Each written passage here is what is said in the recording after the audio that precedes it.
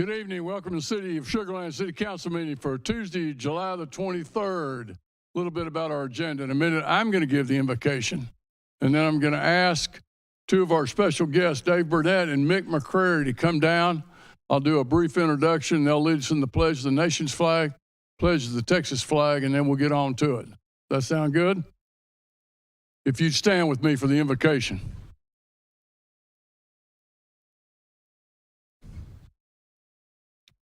Heavenly Father, thank you for getting us through Hurricane Beryl.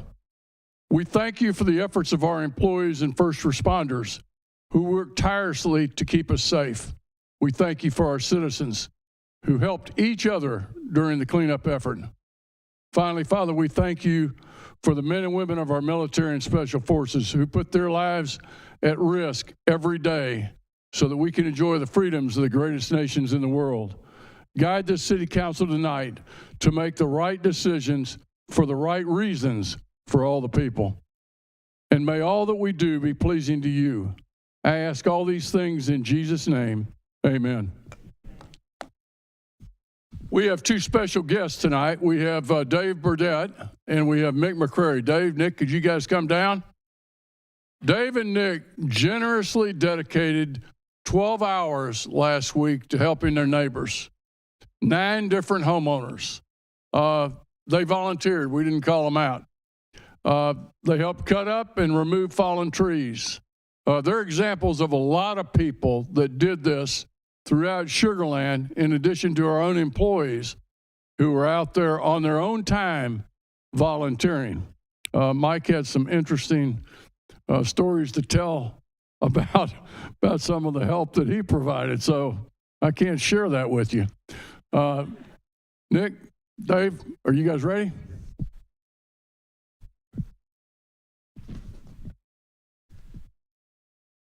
I pledge allegiance to the flag of the United States of America and to the republic for which it stands, one nation, under God, indivisible, with liberty and justice for all.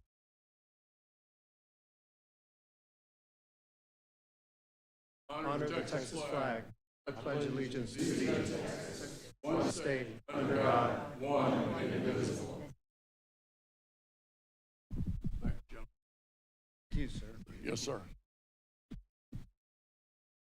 One more example of what makes Sugar Land different than all the other cities.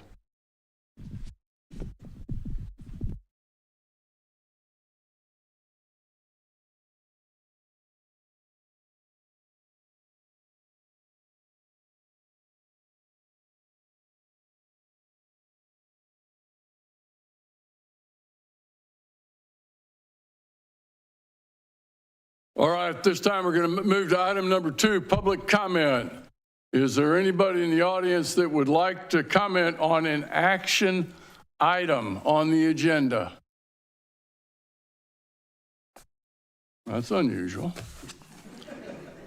Item number 3, consent agenda. We're going to take the one item that's on the consent agenda as one motion. Do any of the council members have a question or a comment? Do we want to pull it? Do we want to make a motion?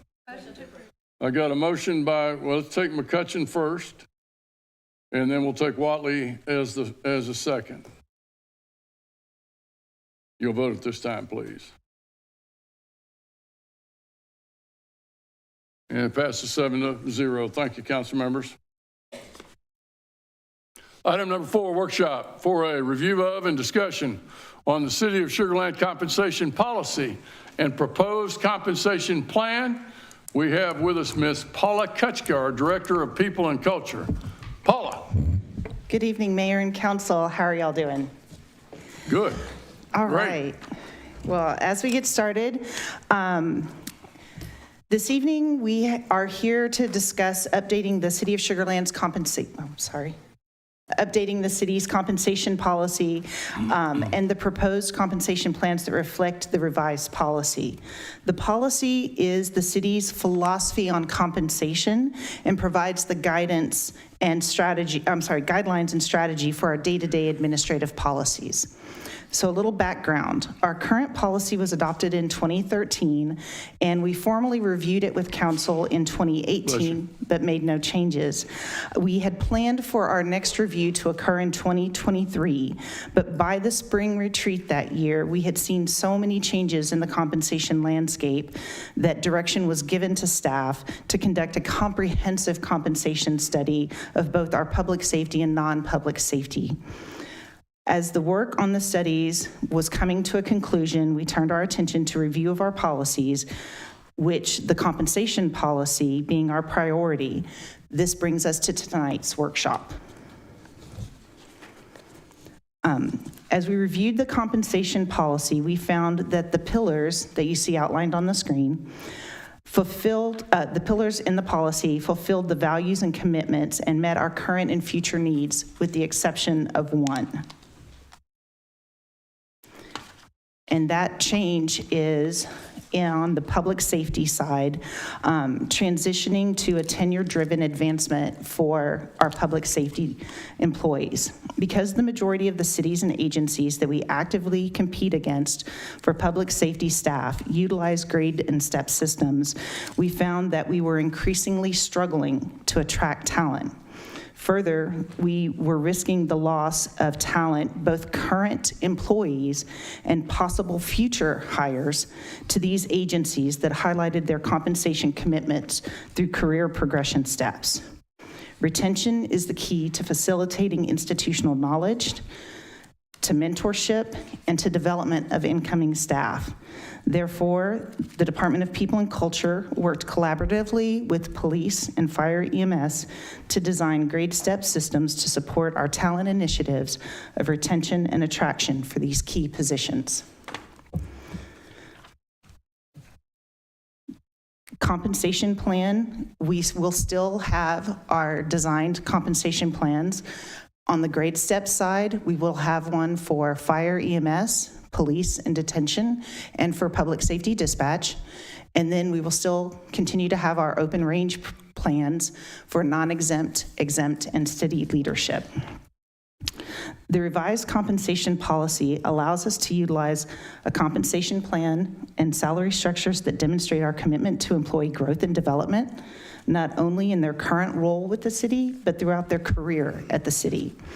They ensure that we're paying employees appropriately for the positions they hold, and that we value the experience and knowledge they not only bring to the organization, but they gain throughout the tenure with the city.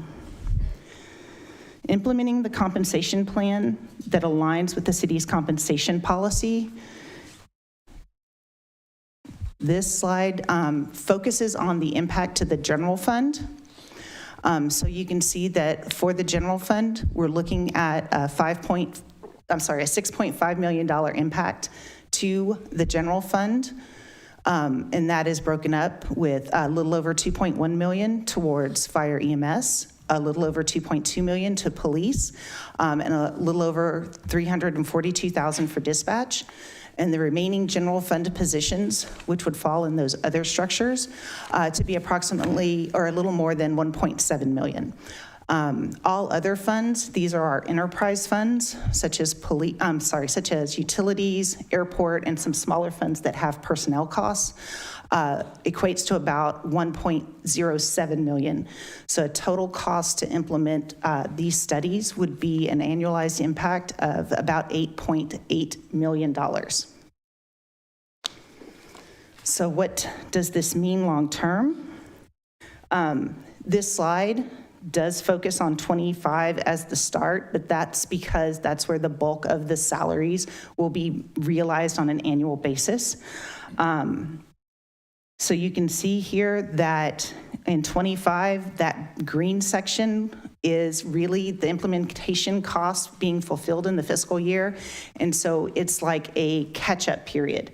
This is going to be our reset year where we start off getting everything implemented, getting the our policies fleshed out. From an administrative standpoint, we are resetting how we do business when it comes to compensation and creating our path to move forward. And then you see in the out years, 26 through 29, and understand these are merely estimates because we don't know what will ultimately happen. But we will see things like step advancements on the public safety side. We will see keeping our structures moving forward based on CPI or other market factors to ensure that they remain competitive and we don't lose ground after all this work. And so year over year, just like normal, we will be bringing those incremental changes to you in the out years through our normal budget processes like we've done every year in the past. It's just going forward with the implementation. That's where you see that, that implementation reset. So as this slide states, all employees are committed to the success of the organization and to ensuring that services to the community surpass expectations. This is and always has been our #1 priority. And we know that council and city leadership are committed to paying our employees competitively and appropriately. The proposed changes in the compensation policy and the associated salary structures position the city for the future. At the conclusion of this workshop, we will ask council to adopt Resolution 2436 and then Ordinance 2346. But before that, any clarifying questions for staff?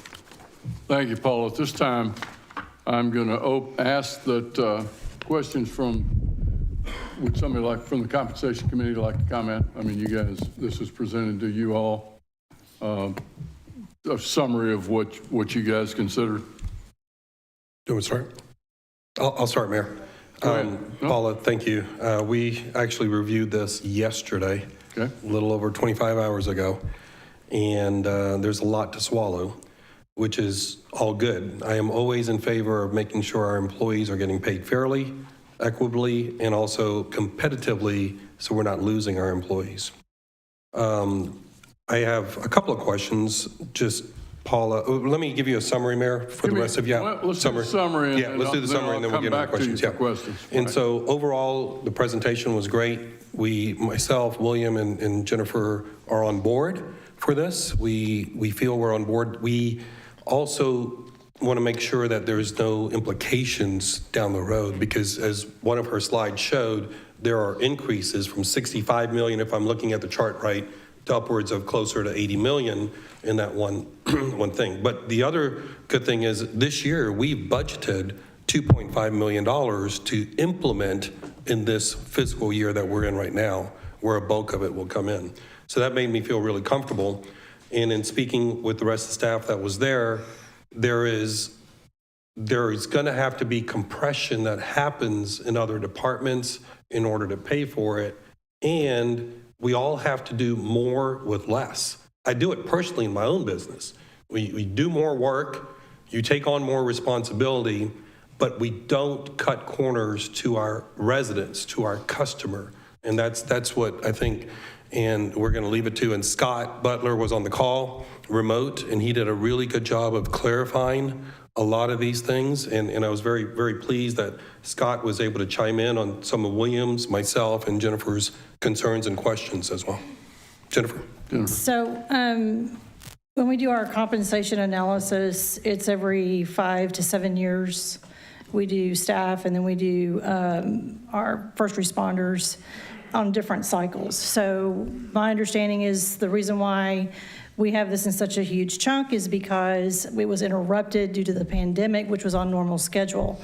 So now we have the entire organization in this chunk of trying to get everyone into their, correct pay grades with this step system now that's being implemented so that we can give our employees that have the tenure, that have the 10 to 20 years, that are in alignment with their years of service and of course their performance as well.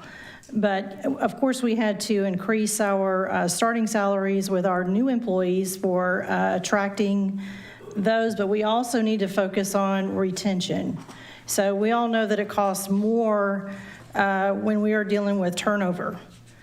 So to train and to hire, recruit, go through all of those things is certainly a big expense. So in my perspective on this is, we've got to take care of our core. And I know it's a big chunk, but we also talked about other areas within the budget, other things that we can do in the city to make our processes more efficient, whether that be technology or what have you, things like that. So when we go looking into these things, as we approach the budget cycle, starting in August, we're going to be looking at some feedback from executive staff to see some other ways that we could probably save money within the budget to help absorb this cost of this implementation. So that's what we discussed in the meeting. Okay, William, anything to add? A little bit, Mayor. I certainly, like the other council that was present, it's a big number. But at the end of the day, I've had time to think and sleep on this, and simply put, we want what is best for our community and what is best for our staff always. And that doesn't come cheap. It never will. And as it was explained to me as clearly as possible, we don't want to follow here. We want to lead here. And I feel like the executive team is making the right decision to get caught up and lead.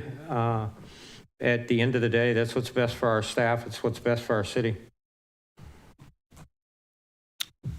Sure. Yeah, and at this time, I'm going to go ahead and open it up to all the council members, so. Thank you, Mayor. So we just got this at 5 o'clock. So those of us who weren't on the compensation committee, who aren't on the compensation committee, are just seeing this for the very first time. And what I'm seeing here, now, by the way, I think everyone in this room knows that in the 5 years that I've been on council, we have never, ever turned down any request by police or fire. Never, ever. We never even questioned it. And this is not that. But what it is a fundamental change in the way we pay our employees. We've been a merit-based city.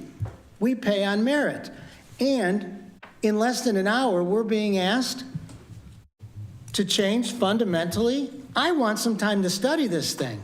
Where the heck is the $8.8 million coming from? I assume we'll get on 5B, I assume that Lauren will tell us where it's coming from, but not until we approve the compensation plan. So how am I going to know where the money's coming from until the compensation plan is approved?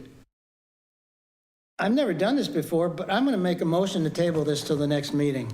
Councilmember, I'm going to step in. I think that's why you have a workshop, to be quite frank. And the reason you have a workshop is to fully vet, I think, what's before us.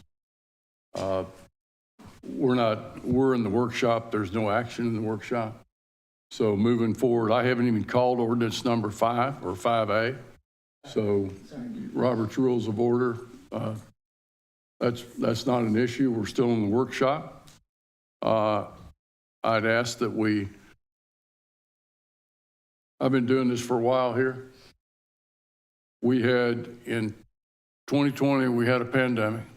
We hired a new city manager. We have known for more than, since 2020, that we needed to address compensation. We talked about it. We talked about it last year in the budget, for goodness sakes. And we said that, and I remember driving the point that we need to do it sooner rather than later. And here we are. We are here sooner. Sooner was after the budget cycle last year. So a bit of pushback, council member, on the fact that we didn't know it was coming. We knew it was coming. We knew we were going to have to address it. I have, in my career and everything I've done, you invest in your people. Well, we haven't been investing in our people. Quite frankly, we've gotten behind. And in getting, nobody's fault. Not city manager's fault, it's not people and culture, it's not the council's fault. But we got behind. We've now done a market analysis. We know where we need to come to, and we're all really bright people.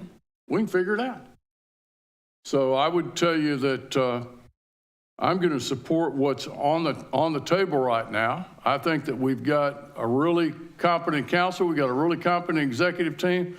We've got competent leadership, police, fire, and at the director level, all the way through this organization.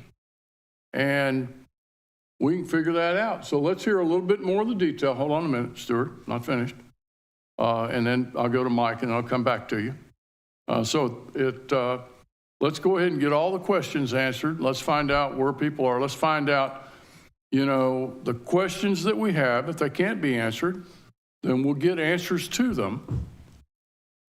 And then, but right now I'd like to hear from let me hear from the city manager because he's been involved in this. Yeah, Mayor, first off, the timing of this is not ideal. We had hoped to bring forward this plan much, much earlier in the year. In fact, that's what we had committed to our employees. I would just push back a little bit on that.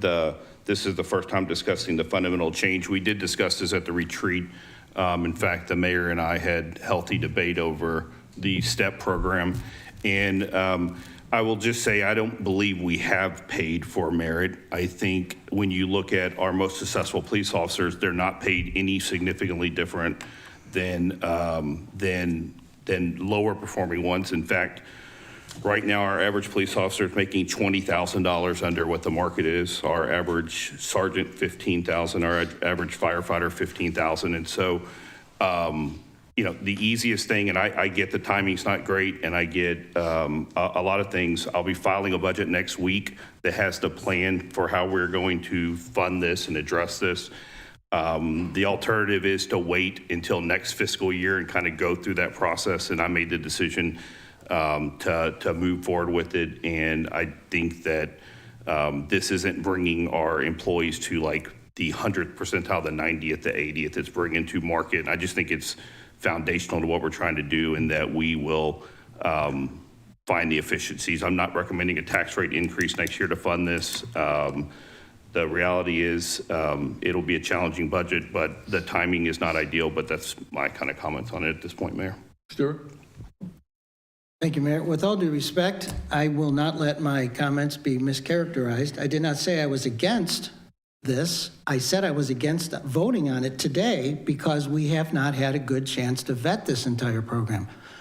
If I have to say it to make it sound politically okay, yes, we need to compensate our first responders. Yes, yes, yes. Everything that's been said, yes, yes, yes, yes, I get it. What I'm saying is, do we make a fundamental change in the way we do business with a very, very, very short time? And if we have to push it back to the next fiscal year, the next fiscal year is October 1st. We can always backfill it. We make budget adjustments when we carry money over. So if we have the money this year, we can backfill it. So my objection is not that we're overpaying you, or that that I'm against increases. I'm actually for them. But with no chance, I mean, the compensation committee just found out yesterday. That is my objection. Thank you. Noted. Question? Suzanne, start with you. William? Hold on, Suzanne first. Thank you. Wow, you guys have said a lot, and I don't disagree with all of you, frankly. This is my first time to look at this, 5 or 10 minutes ago, 15 minutes ago. And I am with Stuart that we haven't had time to really look at this and understand it. And I know this is a workshop that we are asking questions. You're waiting for questions, I'm sorry. So there are questions, a lot of them, and one brings another question. And to be sure, none of us here don't think this is a good idea. I think it's the timing, implementing it, and having questions answered. The biggest one, I think, is how are we going to pay for it? And knowing we have a bond election coming, is it going to what's going to happen when we see the rest of the budget? Having this out of the budget and approving this scares me, frankly, that we are going to see a budget that we have a deficit in, and then we're going to have to look at a tax increase when we all know we don't want to do that in front of a bond election. So I think we just heard from the city manager, and he said there wasn't going to be a tax increase. Yes. And I think you can separate, there's the budget, right, and there's the bond referendum. in the budget, and they're separate and apart. So I guess I just want to make sure that we don't get, what I'm hearing is a lot of emotion. And in the business world, emotion is not a great thing. So what I'd like to do is break it down. If we have a question, let's ask the question, let's see if we can get an answer. But let's not assume, like we just did, that there's going to be a tax increase. City manager just addressed it and said there wasn't going to be a tax increase. Okay, the other part of my question, all due respect, sir, was if there's not going to be a tax increase to pay for this, where are the cuts coming from? Because we don't want to see cuts made in public safety. I mean, the whole thing we're doing right now is to increase what we are doing for public safety. And the one thing we don't want to do is cut public safety, because that's our number one priority. So can we understand where those, and maybe Mike, this is a question for you, where do we see the way to pay for this? Because I know there's going to have to be cuts, and we don't really want to cut anything. So I don't understand how that's going to work. And again, I apologize. I just got this. Yeah, no, the reality is, and listen, we've been looking at financial forecasts for the last 5 years that have shown expenditures exceeding revenues and are showing the situation. We have to become more efficient as an organization. We are going to have to do more with less, and that's just the reality of it. Whenever I met with our leadership team, and we discussed where we were in the situation, and basically to be able to implement this meant that every department was going to have to be more efficient, was going to have to do it potentially with less staff than we have right now, because that's our biggest driver. And the commitment from everybody was that paying the employees the rate was the most important thing, and that we would make the changes needed. And not in a way to where we anticipate significant service reductions for the public. I believe we have a really good team that can become more efficient and be able to do that within this next year. Follow up? Thank you. That was the answer I'm looking for, so we kind of understand better what we are going to do with this and what we're not going to do with this and how it impacts us. Because the one thing we want to do is make sure our employees are taken care of, and number two, that we don't cut something that's imperative to the safety and the good parts of our city. Thank you. William? So a lot of people, probably everyone in this room, except for about 15, the perception may be that we all have time on all of these issues to review them and consider them. And to the city manager's comment, we have certainly considered the future of salary or compensation, not with detail. So we've not had the details that were being put in front of us right now. And so the advantage that I have in this case is I literally have had 24 hours of my wife saying, keep your mouth shut. That's what happened. And because my first comment would be, why, to Stuart's comment, why such short notice? This is one of the most important pieces of our city business, if I can say, our staff, and why such short notice to council. So I don't want anyone to think that we've all been, milling through this for months. We've not. And so that's why we're all kind of in a moment of it. So that would be my question, Mayor. Literally, why such short notice that we're all caught off guard? Even now that I'm on compensation committee, I sat down yesterday and went, excuse me, what? I mean, that was just 24 hours ago, but I've had time to process where Councilman has not. That would be my question. Why such short time? I'll let Mike tackle part of it. I'd go back to when we were in the retreat. We had a very healthy discussion about this very topic. We didn't have the details, but we had put in place, which we directed Mike to do, which was to move forward with the market study, which is what had to be done next. And that was after we got fully vetted, because as you know, I had some serious pushback on the STEP program. After having a full discussion, okay, I get it, I understand. And now what we have, and I'm going to walk you through, I think, the whole process, because I think we've kind of gotten hung up on, this is a policy that if it gets adopted tonight, it's up to the city manager and the senior staff to then come up in the budget process and tell us how they're going to meet the policy. And I'm perfectly comfortable with the process because those are tough questions to get asked. As you know, we go through it department by department, line item by line item.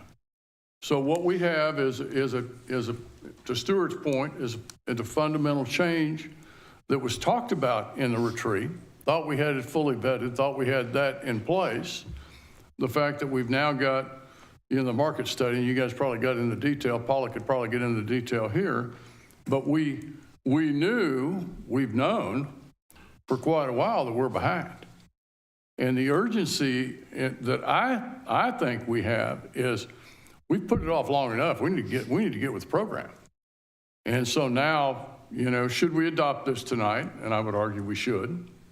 That's a vote of the council. That's not Joe Zimmerman going to decide this.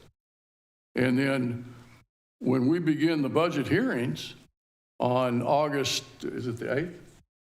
August 8th, we're going to have a series of hearings, for an hour and a half, 2 hours, as long as it takes for us to get comfortable with the budget. And at that time, Mike and his senior team and all the directors are going to present the details of basically how we pay for this. So I'm not at all uncomfortable. I have complete confidence in the city manager and the management team to come up with a plausible plan that we then adopt as our budget. So I guess that's my thoughts. Jennifer? Okay. Yeah, Joe, I agree with that too. I was on compensation a couple of years ago. So I rolled off of that, went on to IG, and now I'm back on compensation. So, and I have an HR background. So I remember conversations when we were talking about the pay grade scales, merit increases, the merit pool, all of those things coming into play when working with the budget. And we have had these conversations before on the compensation committee. And so I'm not surprised that this is coming up now. I'm glad that it's coming up prior to the budget meetings. So just like the mayor said, as we go through 3 or 4 meetings during the month of August and we talk about 8.5 million, okay, so this is what we need for salaries, so, or compensation in the whole.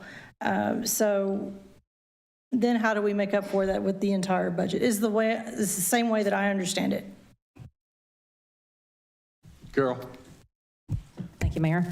So was the study done internally, or did we hire an outside consultant to do the study?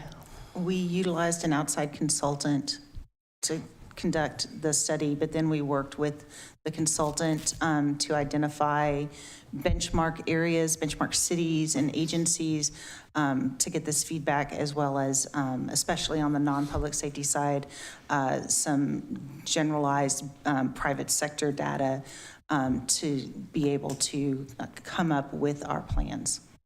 Okay, and how long did it take altogether to do the, market study? I believe the council approved the contract, and I can't remember if it was the end of July or early August when you approved the contract, but work began immediately after that. They focused on the non-public safety side initially because we were benchmarking positions for the data grab, and then they shifted their focus to the public sector side, reaching out to the agencies we identified. I think they started to give us, we started to have the meetings after they'd gathered all the data, probably the end of January. I think it was our very first kickoff meeting to start vetting the information and working through the processes to arrive at the structures that we have arrived at. Okay, and so are these benchmark studies available for us to read, the whole study? We do have information. Yes, we can share that with council. Okay, and the all other general fund, the non-public safety, what were the benchmark cities? Oh, there was a laundry list of them. We had about 20 cities or agencies between, for police, for fire, and then a different group for dispatch. Because please remember, especially in our area, there are still a lot of volunteer agencies on the fire side, as well as combination meaning part volunteer, part paid. On the police side, we were looking at the size of the department and the growth opportunities, so we tried to pick a mix from our local region as well as across the state to arrive at this. And then on dispatch and fire specifically, we compete not only with other cities for those type of positions, we also compete with what's called ESDs. Is that what it's ESDs? Yeah. Emergency Service Department. Districts, yes. And so we had a little bit of some of those filtered in to make sure we were keeping tabs on what was going on locally. So actually, my question was about the all other general fund, the non-public safety side. That was my question. Sorry. So the non-public safety side, so that is our, every other department in the general fund. Right, but who are So- the so the benchmarks, you said was a really long laundry Right, list of so our people. focus there was more on non-private sector salaries from like big surveys like the Mercer survey, salary.com, things like that. But we did target, I can't remember all of the cities, but we can make sure that is provided to you. But we did target a few cities, and again, within our local area who we compete for talent more closely with, but as well as some that were outside of our local area, because again, we are still competing with talent across the state. So when would this go into effect? Is this strictly an FY25 implementation for this, if approved? If you approve the ordinance, I believe we have it in there that the salary structures would go into the effect the next pay period. It would not be retroactive. It would be the next pay period, which I believe would start on August the 3rd. Okay, so then there'd be additional salary increases in 2025 then, fiscal year 2025 on top of this. So in 2025, what we would plan for are on the public safety side, those employees to take their step advancement, again, tenure-based. And so we are working with those departments to finalize policies around that and how that would be processed. And then on the non-public safety side, we would still use our traditional merit pool and evaluation program for those pay increases. Okay, and I guess from my standpoint, I would like to, I guess, go through the August, budget workshop and see how everything fits together, because I definitely want us to fairly compensate our employees, and particularly on the public safety side. But at the same time, I said I'm concerned about long-term expenditures exceeding revenues, and this, the salaries obviously they compound every year, and I just want to make sure that this is something that they're looking at this, 5 years down the road, 10 years down the road, that this is something that this level is what we can afford. And I just like to see a holistic approach as opposed to voting on it piecemeal tonight and then seeing the budget stuff in 2020 in next month. Nishat? Thanks, Mayor. I've said a lot earlier, but Mayor, you made a very strong statement earlier. And this is my 6th budget cycle that I'm going to go through come in August. And you mentioned line by line, we're going to go through the budget here in August. And the last couple of years, it seems like, Mike, this is more to you, if you can help us with this. We just get a presentation in the morning or a few days before, and there's not the line by line. Can we get more detail this year as we go, especially since we may be making an $8 million decision here? We can get a little bit more detail, because then we can see that, hey, maybe this isn't needed. Maybe there's some different things that we're doing, staff is doing, that maybe is not needed. Maybe we'll be able to help you with our expertise that we bring from different areas along with your team, if I can just request that.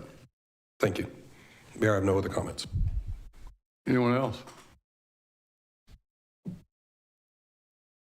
Is it, Mike, you Yeah, just a couple comments. One on the kind of the urgency of it or the nature of it.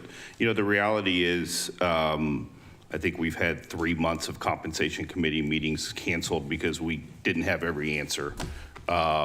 We should have been meeting with the compensation committee 3 months ago on that, no doubt about that. And so it gets to the point where we don't have all the answers. We're not going to have all the answers next week, but I am confident that we are going to be able to find the efficiencies. I'm confident that we're going to be able to do that. And so that's why, from my standpoint, our goal was to do this last January. Then it was March, and then it was June, and then here we are now. And so that's for me the urgency. I would just say that I don't think it's a concept. I don't think it's feasible to not pay your employees the market rate because of the long-term implications of it.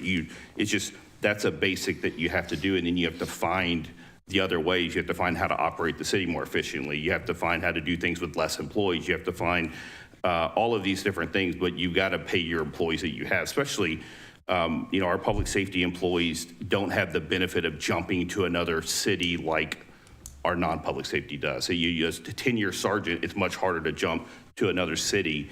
And so whenever your pay is not adequate on that, I would also just say,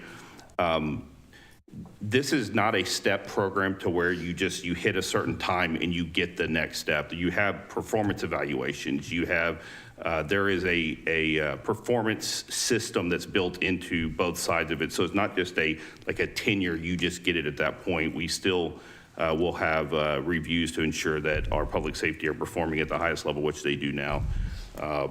But that's kind of the result, and that's why we're here tonight. And I'll be filing a budget next week that basically has the plan for how we're going to address this, also understanding that some of the strategies would take place over this next year, which is what the council hires me for, to manage the city and figure out a way to do that, to provide the services without a reduction in level of service. And that's what I'm committed to do. Go ahead, Susan. Thank you. Paula, just to be clear, the STEP program is for public safety only. It does not apply to other staff? Correct. There are no civilians in there other than the detention officers are technically civilian, and the dispatchers by TCOL standards are considered civilian, but because of their technical public safety job, they are included in the grade STEP system. All other employees, administrative support, clerical support, things like that, those are all in the non-exempt, exempt, or city leadership structures. And it is true, we did have this conversation earlier, and we did agree on a STEP program for our public safety, so that is absolutely true. Can you explain a little bit about what Mike just talked about as a review? Because I think one of the things that we are concerned about, and not concerned, but maybe misunderstood, is that there is still a review process. It's just not an automatic step up and upgrade to pay. Is that correct? Right. We have a performance review system, and the processes are in place. And in fact, many of the police and fire and dispatch policies do tie back to the employee's annual performance to prepare them for things like advancement through promotion, special assignment, and things of that nature. So those things will still be occurring. Employees who are not performing will still be addressed like normal. This is not a free pass to a lifetime job, regardless of what you do or how you do it. This is merely a way to manage compensation, and those other policies are in place to manage those other elements of the employee life cycle. Great, thank you. Follow up, Carol? So one more question. Just out of curiosity, the $1.8 million for the all other general fund, what sort of average percent increase is that in addition to the 5% increase that we've already had this year? I don't know that number off the top of my head, but what I can tell you, and this is true of all phases of the implementation, the plan has always, or the process has always stated that not every employee will see a pay increase as a result of the implementation of the policy. So yes, we do have some employees that are getting slightly more. Maybe it's based on their long tenure than say newer employees, but it's across the board. But I don't have an actual for 560 employees, the average is this, but that is a number we can get you. Okay. Yeah, I was just trying to put it into context. I didn't know if this was like a, like a 0.5% increase on average, if it was like a 4% increase, or, what sort of percent increase. I don't have the total, the total. We can get that for you. General fund salary memorized, so. Yes, ma'am, we can get that for you. Thank you. My final comments are that this is it's a policy. It's a fundamental shift in the way that we've handled compensation as a city. The importance of that is And the reason we need to adopt the compensation policy tonight is that then gives Mike the direction that he needs in order to file his budget. And then that allows us to deal with what's the implication of that in the budget during our budget cycles.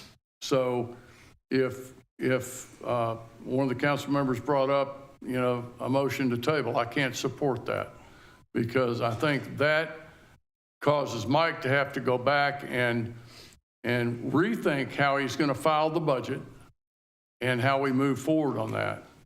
So that's the importance of the decision that's before us right now. Everybody good? Item 5A, consideration of an action on City of Sugar Land Resolution Number 2426, a resolution of the City Council, the City of Sugar Land, Texas, adopting the city's compensation policy. I'll make a motion to approve. I've got a second by Elaine. Any other questions? Go ahead. I'm going to be honest here. I wasn't really excited about this because we didn't have the information. And although I would appreciate having it earlier to make a better decision on this, everything the mayor has said about deserving an increase in pay for staff, that is totally 100% true.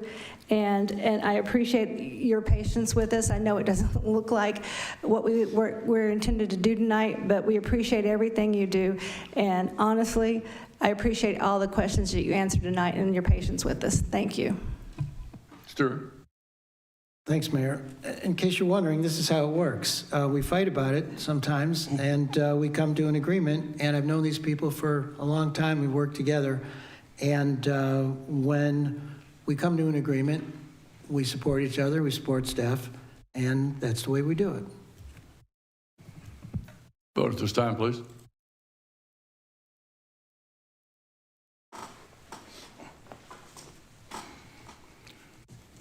And it passes 7-0. Thank you, council members. Great debate.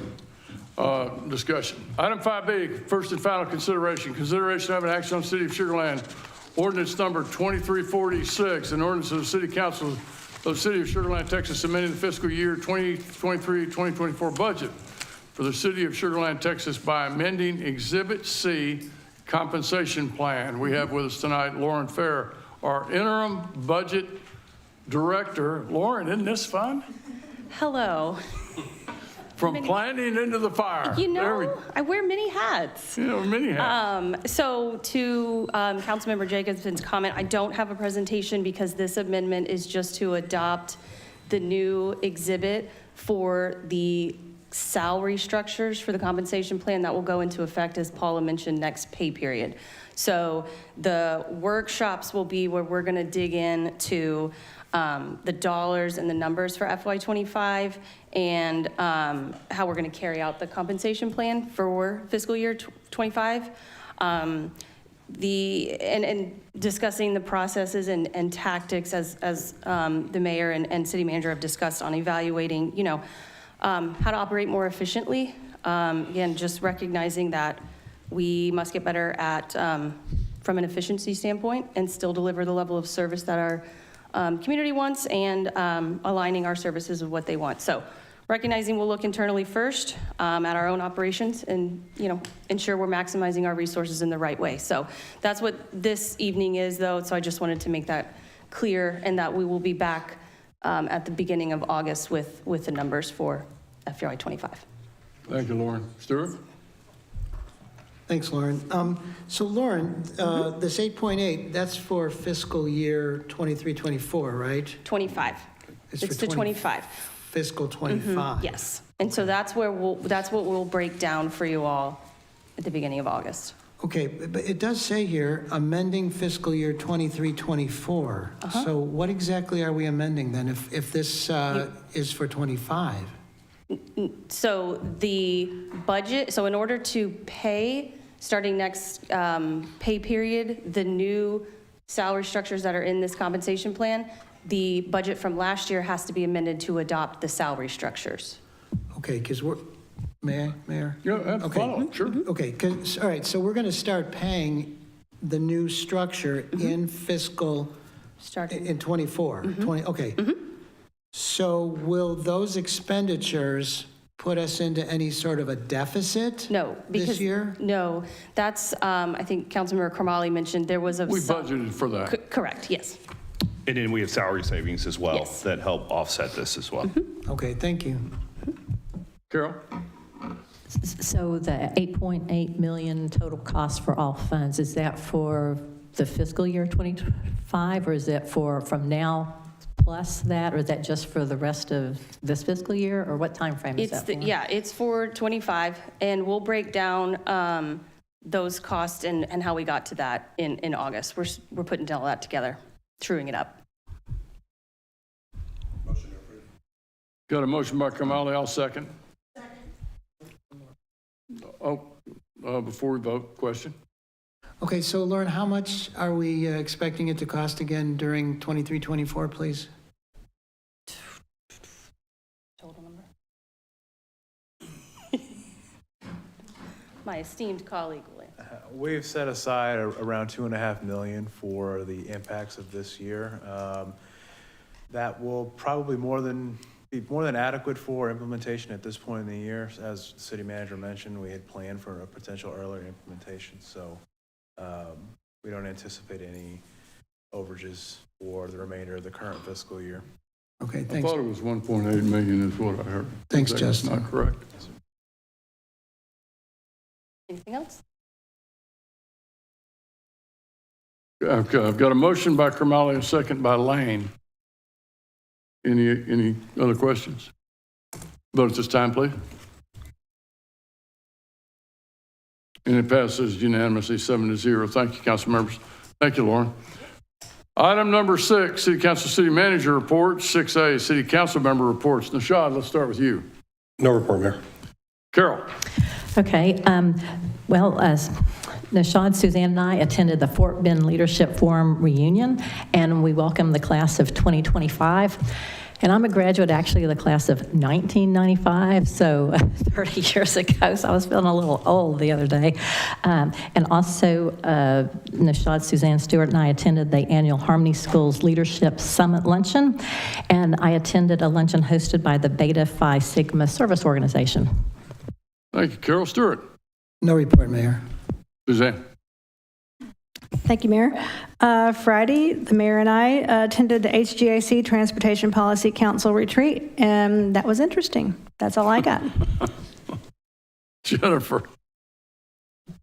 Okay, last week, Suzanne, Nashad, and I attended the annual Harmony Public Schools Leadership Summit Luncheon at the Marriott, and there were a lot of teachers getting a lot of awards, and it was a lot of fun. Thank you, Jennifer. William. No report, Mayor. Yeah, no report from me. Mike, 6B, City Manager Report. Yeah, Mayor, just real quick, we picked up over 74,000 cubic yards of debris, which is about 35 feet high on a football field. That's been a lot of fun. And I look forward to filing the budget electronically next week and then starting the workshops in August. That's it, Mayor. Thank you, Mike. Motion to adjourn at 6:23 p.m. Thank you, council members.